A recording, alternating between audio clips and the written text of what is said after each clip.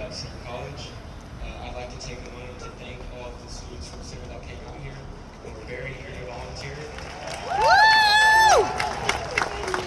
And I'd like to thank our faculty advisor, John Perry, for everything he's done for us, and the County Republican Club for everything they've done for us. In other news, I'd like to mention that I'm also serving as the Vice President of the new Turning Point chapter that started Monday. With the help of Annie Maria and the President, Mitchell Chaffin, who's over there. Amen! Just dropping papers.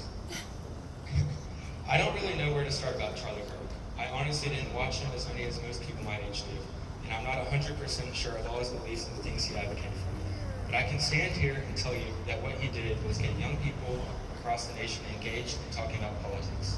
He worked to create conversations, to spark ideas, and to understand what is truly happening in the nation. To see the outpouring of support and love for Mr. Kirk is amazing, but the negative comments and hate is distasteful. What marks Mr. Kirk's death as such a stab wound to Americans was the fact that he was just an ordinary American. He was a man dedicated to his faith, his family, his country, and his work. He was a father with a wife and 2 tiny children who worked to give them the best lives possible, and he was shot and killed for speaking his mind. Mr. Kirk wasn't a politician.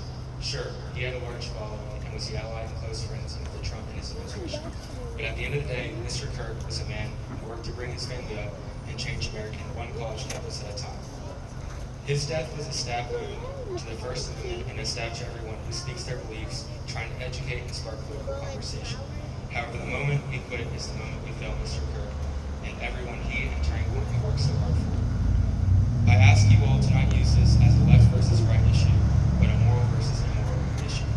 We must come together as a community, state, and nation and make a strong stance against political violence. This behavior cannot be tolerated. I would like to offer a quick prayer to support all those who are impacted by these senseless and moral and unjust acts. I ask that before I start, we reflect in our hearts and seek forgiveness, because anger and hate should have no place in our hearts as faithful Christians, conservatives, and followers of Mr. Kirk's message. Now please join me in a quick prayer.